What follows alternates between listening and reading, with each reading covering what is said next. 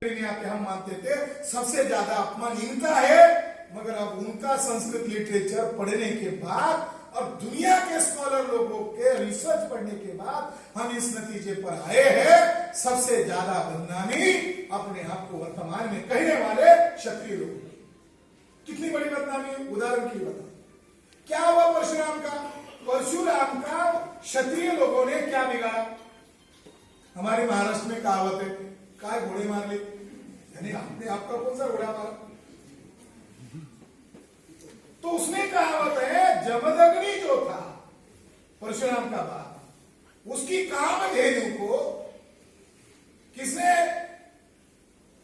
किसने चुराया, किसने पकड़ के लेके गया? एक क्षत्रिय ने पकड़ के।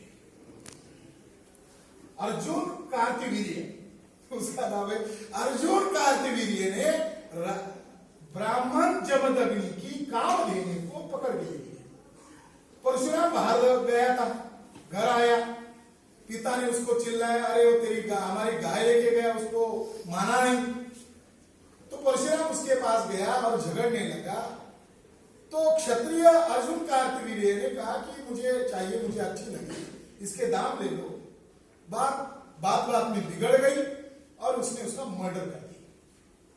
मगर उसने प्रण कर लिया, मेरी गाय भगाई इसलिए प्रण कर लिया कि मैं धरती से 21 बार क्षत्रियों का नरसंहार करूंगा। ये माइथोलॉजिकल जो बातें है, इस ब्राह्मणिकल माइथोलॉजी को मजाक समझकर छोड़ना अलग बात है। ब्राह्मणिकल माइथोलॉजी के पीछे एक बहुत बड़ा क्राइम छुपा हुआ है।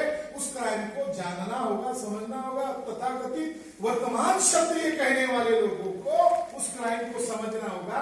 उस क्राइम को समझना, अध्ययन करना एक सिद्धांत आम लोग नहीं कर रहे, वो बात अलग है। मगर क्या सिद्धांत है? 21 बार क्षत्रिय, 21 बार क्षत्रिय किया।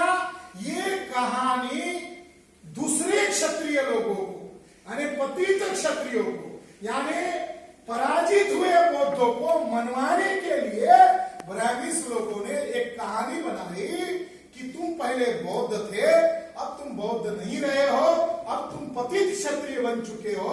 इसका प्रमाण बताने के लिए ब्राह्मण ने कहा 21 बार खत्म कर। 21 बार का क्या मायने? यही बताने के लिए महाभारत की रचना है, कुछ नहीं है। मतलब यही सिद्धांत 21 बार ये ब्राह्मणों का कोड लैंग्वेज है। Backward caste, OBC, Ahir, Kurmi, इनके घर में सत्यनारायण पूजा करता है ब्राह्मण, तो अपनी फिलॉसफी नहीं भूलता। वो 11 रुपए या 21 रुपए दक्षिणा लेता है, क्योंकि उसकी विचारधारा को उससे वो मनवा रहा है। उसको मारा मैंने, इसलिए 21 रुपए दे। 1000 दिया तो ऊपर से 21 दे ही दे, और वो देता भी है, पवित्र आंकड़ा बंद कर देता है। प्रैक्टिस हो रही है, केवल राजपूतों में नहीं हो रही, ओबीसी में भी हो रही है, ये शेड्यूल कास्ट में भी हो रही है। तो इसके पीछे एक मतलब है। वो क्या मतलब है? सीधी सिंपल लैंग्वेज। बाबा साहब अम्बेडकर ने लीडर्स इन हिंदुइज्म लिखा था तो बहुत तीखा लगा था ब्राह्मणों, मगर उनके बाद वो प्रकाशित। बाबा साहब अम्बेडकर ने यही मापदंड बनाया, धर्म का मायने न्याय, समता, समानता, बंधुत्व है। धर्म का मायने ब्राह्मणों का वर्चस्व नहीं है। ब्राह्मण बाबा साहब अम्बेडकर ने उनकी देवी देवताओं की जो खंडन मंडन किया है, किस मापदंड पर किया है? और धर्म को धर्म नहीं कह सकते, आपके वर्चस्व को आप धर्म नहीं कह सकते। इसी मापदंड पर है। केवल नुक्ताचीनी करना या टीका टिप्पणी करना इस आधार पर नहीं किया। सीधी लैंग्वेज में बताया, ब्राह्मणों ने क्षत्रियों को नैतिक पात्र नहीं दी, जिसको आज धर्म ग्रंथ कहा जाता है। वो नैतिकता के आधार पर अगर परिशीलन करें तो सत्यवती का पुत्र भीष्म की प्रतिज्ञा सबको याद है। भीष्म कहता है मैं आजीवन ब्रह्मचारी रहूंगा। सत्यवती अपने बेटे के साथ मीटिंग करती है, हमारा वंश कैसे टिकेगा। वो कहता है भाई की शादी कर दे। माँ कहती है उम्र से छोटा है, वो बोलता है मैं मेरी प्रतिज्ञा नहीं तोड़ूंगा। इसके लिए वो लड़कियों को ढूंढता है। 3 लड़कियां मिल जाती है, अंबालिका, अंबिका, इनको भगा ले आता है। एक को छोड़ देता है क्योंकि उसका दूसरे के साथ प्यार चल रहा है, एक को फ्री कर देता। 2 लिया, 2 की शादी अपने भाई के साथ कर देता है। शादी होने के बाद 2 साल में मर जाता है। फिर रामायण की स्थूल का पात्रों का परिचय, मर जाता है। मरने के बाद निसंतान रहता है। तो वो माँ यानी भीष्म की मां कहती है हमारा वंश तो निर्वंश हो जाएगा, तू तो प्रतिज्ञा तोड़ने वाला नहीं।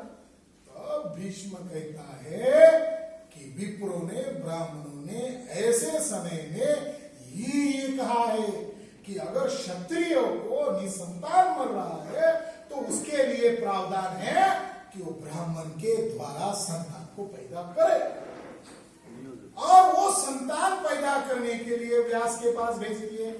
वो पहली औरत जाती है, उसके द्वारा वो काला कलूटा एकदम विकृत होता है, वो बेहोश होकर गिर जाती है। इस अवस्था में वो समागम करता है, उससे उसको एक बच्चा पैदा होता है, वो पैदाइश अंधा होता है। ये कैरेक्टर क्षत्रियों का कैरेक्टर, मगर किसके द्वारा पैदा किया? ब्राह्मणों ने काउंटर एक्शन किया है। आप इसको मनोरंजन की कथा मत समझो, आप इसको भर्त्सना करने वाली कथा मत समझो। इसके पीछे एक जबरदस्त लड़ाई है क्षत्रियों का अवमान करना। पहला बच्चा अंधा पैदा हुआ, दूसरे औरत भेजी, डर के मारे बेहोश हो गई, सफेद पड़ जाने कहावत है, मैं तो सफेद पड़ गया, सफेद हो गई तो डर गई, ज्यादा डर गई, उसको बच्चा हुआ तो बचपन से ही उसको पंडु रोग हो गया, इसलिए उसका नाम पांडव रखा। तीसरी को भेजना चाहती थी, तीसरी बार सास, तो उसने कहा मैं नहीं जाती। माँ को तो, सास को तो मना नहीं कर पाई, अपनी दासी को भेज दिया, उससे एक बच्चा पैदा हुआ, उसका नाम विदुर है, दासी पुत्र, वो चचा है उनका। तो 3 कैरेक्टर पैदा हुए, यही तो कैरेक्टर है कौरव पांडव। ये कैरेक्टर कहां से पैदा हुए? महाभारत बता रहा है। महाभारत क्या बता रहा है कि अगर क्षत्रियों को संतान नहीं होती है तो ऐसा प्रावधान है, आप इससे पैदा करो। यही कॉन्सेप्ट को ज्यादा ब्रॉड करके रामायण के साथ जोड़ दिया, और रामायण में इस कथा को राजा दशरथ बच्चा पैदा नहीं कर पा रहा है, इसलिए ब्राह्मणों ने उसको सलाह दिया कि तुम्हें क्या करना होगा? अश्वमेध या पुरुषमेध यज्ञ करना होगा।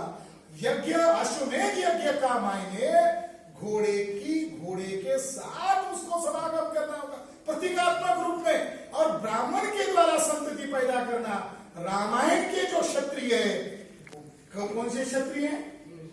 पतित क्षत्रिय। रामायण का जो नायक है, लिखा ब्राह्मणों ने, आस्था हमारी उसके साथ है, मगर रामायण का नायक दशरथ का पुत्र बताने की बजाय ब्राह्मण ने ब्राह्मण का पुत्र बताया। ये एक बड़ा बैटल है, और इसको इंडोलॉजी, आर्कियोलॉजी और कई साधनों से ओपन किया जा सकता है। साथियों, युद्ध हुआ, युद्ध का क्या मापदंड है? तो महाभारत में लिखा ये दैवी युद्ध है। महाभारत रचनाकार बहुत चलाक है, वो कह रहे ये दैवी युद्ध है, ये प्लान किया गया एक षड्यंत्र। महाभारत ने कहा, जिसको हमारे लोग जरा गौरव मानते, उसने कहा दैवी युद्ध है। महाभारत रचयिता ब्राह्मण ने कहा ये दैवी युद्ध क्यों है? क्योंकि पहले परशुराम ने 21 बार निक्षत्रिय किया था। इसका फल है कि एक क्षत्राणी परशुराम के पास गई। महाभारत में है ये, इधर उधर नहीं है। ये क्षत्रियों का अपमान करने का ग्रंथ है, इसमें लिखा है एक क्षत्राणी परशुराम के पास गई, कहा मेरा वंशज कैसे टिकेगा, तो तू मुझसे एक बच्चा पैदा कर, उससे एक क्षत्रिय पैदा किए। ये बताने के लिए कौरव पांडव को भी उसी तरीके के क्षत्रिय बताया गया। फिर ये मैदान में आए तो ये कह रहे ये दैवी युद्ध इसीलिए है क्योंकि परशुराम ने क्षत्रियों को मारा, मारने के बावजूद उसने परशुराम से एक संतान पैदा की, वो बढ़ गई, बढ़ने के बाद फिर युद्ध होगा, और वो युद्ध कुरुक्षेत्र में होगा। और ये युद्ध कैसा है? दैवी है। युद्ध खत्म हो गया, युद्ध में कौरव हार गए। कौरव की तरफ से एक जिंदा, पांडव की तरफ से एक जिंदा, और फिर क्या हुआ? तो ब्राह्मणों ने और एक थ्योरी बनाई। ये थ्योरी बनाई कि कौरव जब खांडव वन में गए थे तब उन्होंने नागों को जलाकर मारा था, और जलाकर मारने की जो विधि है वो उन्होंने बड़े अभियान के तहत की थी, और वो जलाने की विधि का संबंध 21 आंकड़े से है। वो जो 21 आंकड़ा है क्या? हम इसलिए इसके पीछे लगे, ये माइथोलॉजी के पीछे हम इसलिए लगे, ये 21 आंकड़े का संबंध है क्या?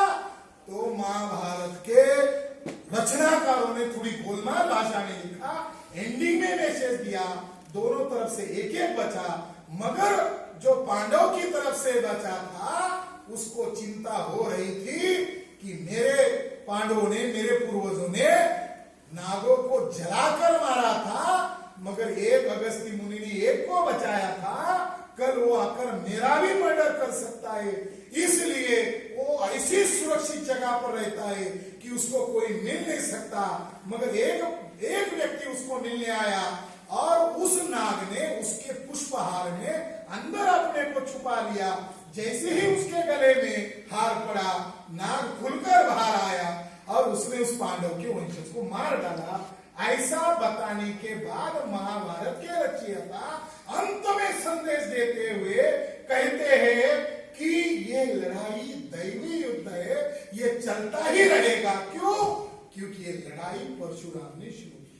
परशुराम किसको मारेगा?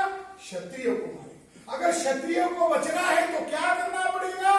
तो उन्होंने कहा अगर क्षत्रियों को बचना है तो आपको यज्ञ करके नागों की आहुति देनी पड़ेगी। ये महाभारत का स्थूल मैसेज है, ये मैसेज है। और ये मैसेज का प्रैक्टिस काठमांडू में, नेपाल में होता है और महाराष्ट्र में